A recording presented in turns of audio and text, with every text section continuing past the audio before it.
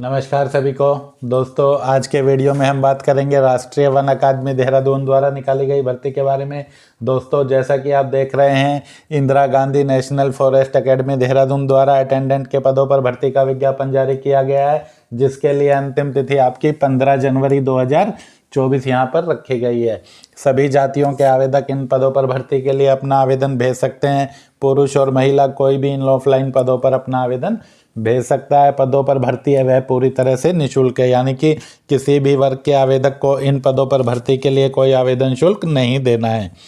पद की बात करें तो क्लासरूम अटेंडेंट ग्रुप सी का एक पद है, जिसके लिए आयु की बात करें तो 18 से 28, वेतनमान 18,000 से 56,900 और योग्यता की बात करें तो आवेदक 10वीं है, वह विज्ञान विषय सहित पास होना चाहिए और उसके पास 6 महीने का या उससे अधिक अवधि का इलेक्ट्रिकल या इलेक्ट्रॉनिक्स का ITI प्रमाण पत्र या ट्रेड प्रमाण पत्र होना चाहिए और 1 साल का आवेदक को कार्य का अनुभव भी होना चाहिए।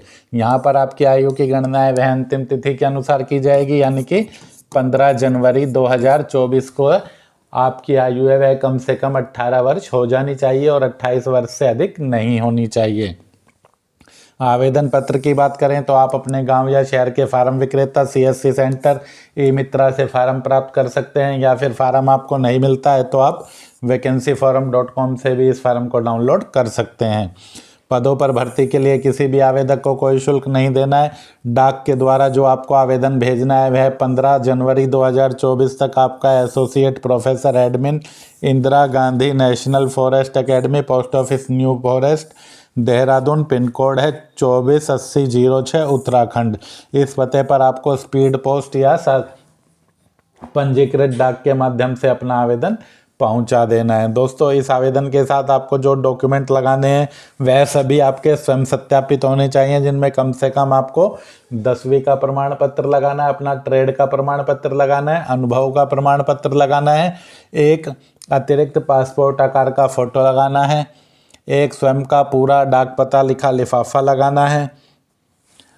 इसके अलावा आपको, यदि आप वर्तमान में कहीं सेवारत हैं, तो अनापत्ति प्रमाण पत्र भी लगाना है और सभी आवेदकों को अपने आधार कार्ड की फोटोकॉपी भी इस फार्म के साथ लगानी है। जिस लिफाफे में आप आवेदन डालकर भेज रहे हैं उसके ऊपर आपको application for the post of classroom attendant category UR, यानी कि सभी वर्ग के आवेदकों को केवल सामान्य वर्ग में ही आवेदन करना है। अंग्रेजी के बड़े अक्षरों में ही आपको अपने फार्म के सभी कॉलम है वह भरने हैं। विज्ञापन देखना चाहें तो आप 16 दिसंबर के रोजगार समाचार में इस विज्ञापन को देख सकते हैं। रोजगार से संबंधित किसी भी भर्ती की सूचना के लिए आप हमारे टेलीग्राम चैनल से जुड़ सकते हैं। टेलीग्राम चैनल से जुड़ने का लिंक इस वीडियो के डिस्क्रिप्शन में है। आप सीधा भी सिंगल प्रकाशन को सर्च करके हमारे टेलीग्राम चैनल से जुड़ सकते हैं, जहां पर प्रतिदिन का करंट अफेयर और रोजगार से संबंधित सूचनाएं रोज अपडेट की जाती हैं। दोस्तों, किसी भी ऑफलाइन फार्म को आप चाहें तो vacancyforum.com से डाउनलोड कर सकते हैं। फार्म को आपको किस प्रकार से भरना है, देखिए। सबसे पहले बात करें नेम ऑफ एप्लीकेंट की, तो इसमें आपको अपना नाम है वह कैपिटल लेटर में लिखना है, जैसा कि आपके 10वीं के प्रमाण पत्र में लिखा गया है।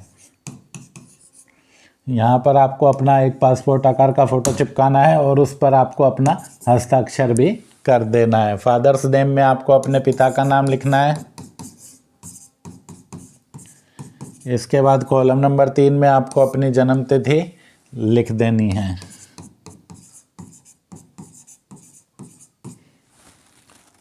सेक्स में मेल, फीमेल, ट्रांसजेंडर जो भी आप हैं, पुरुष हैं तो मेल लिखें, महिला हैं तो फीमेल लिखें। मैरिटल स्टेटस में यदि आप शादीशुदा हैं तो मैरिड लिखें, यदि आप अविवाहित हैं तो इसमें आप अनमैरिड लिखें। नेशनलिटी और रिलीजन, नेशनलिटी में सभी को इंडियन लिखना है और रिलीजन में सभी को अपना धर्म लिखना है, जिस भी धर्म से आप संबंधित हैं। कैटेगरी में सभी को UR लिखना है, क्योंकि पद है वह UR कैटेगरी में ही लिखते हैं। फिर चाहे आप SC हैं, ST हैं, OBC हैं, EWS हैं, सभी को यहाँ पर UR वर्ग में ही आवेदन करना है। कॉलम नंबर 8 की बात करें तो कॉलम नंबर 8 में आपको अपना पूरा पोस्टल एड्रेस लिखना है, जैसा कि आपके आधार कार्ड पर लिखा है वैसा देखकर लिख सकते हैं, या फिर आपके अन्य किसी भी प्रमाण पत्र में जो भी आपका एड्रेस है वह आप लिख सकते हैं।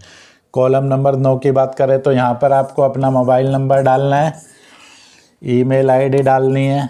ईमेल आईडी आप चाहें तो स्मॉल में भी डाल सकते हैं। उसके बाद कॉलम नंबर 9 में ही आपको अपना आधार कार्ड नंबर जो भी है वह डाल देना है। कॉलम नंबर 10 की बात करें तो सीरियल नंबर में 1, एग्ज़ाम पास में, matric, name of board, university में जिस भी बोर्ड या विश्वविद्यालय से आपने 10वीं परीक्षा पास की है वह, ईयर ऑफ पासिंग में जिस भी सन में आपने यह परीक्षा पास की है वह, सब्जेक्ट में जो भी आपके सब्जेक्ट थे वह सभी, टोटल मार्क्स में जितने मार्क्स थे, मार्क्स ऑब्टेंड में जो भी आपके नंबर आए वह, परसेंटेज ऑफ मार्क्स में आपको लिखना है जितना प्रतिशत आपने प्राप्त किया, और डिवीज़न में जो भी आपका डिवीज़न रहा, फर्स्ट सेकंड थर्ड, वह यहाँ पर लिख देना है। इसके बाद कॉलम नंबर 11 एक्सपीरियंस से संबंधित है। सभी को इन पदों पर भर्ती के लिए 1 साल का अनुभव होना चाहिए। अनुभव प्रमाण पत्र की प्रति भी आपको फार्म के साथ लगानी है। जब से भी आपको अनुभव है वह तिथि आपको यहाँ पर लिखनी है। जिस भी तिथि तक आपको यह कार्य अनुभव रहा, ड्यूरेशन लिखना है, 1 ईयर, 2 ईयर, 3 ईयर जो भी है आपका। Brief detail of experience,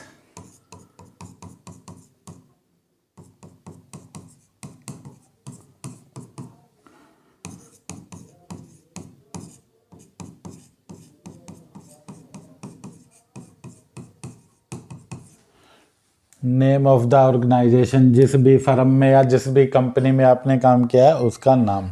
document जो आपको लगाने, एज का प्रूफ जो आपका 10वीं का हो जाएगा। एजुकेशन जो आपकी 10वीं है वह 12वीं पास है तो 12वीं भी लगाएं, ITI भी आप साथ लगाएं। एक्सपीरियंस सर्टिफिकेट भी आपको लगाना है। 2 अतिरिक्त पासपोर्ट आकार की फ़ोटोग्राफ भी लगानी है। एक फार्म पर चिपक जाएगी आपकी और एक साथ में चली जाएगी। इसके बाद नीचे बात करें तो प्लेस में आपको अपने गांव या शहर का नाम जो भी आप निवास करते हैं वह लिख देना है। जिस भी डेट को आप यह फार्म भरकर भेज रहे हैं वह तिथि आपको यहाँ पर डाल देनी है और यहाँ पर आपको अपना रनिंग स्क्रिप्ट में हस्ताक्षर कर देना है।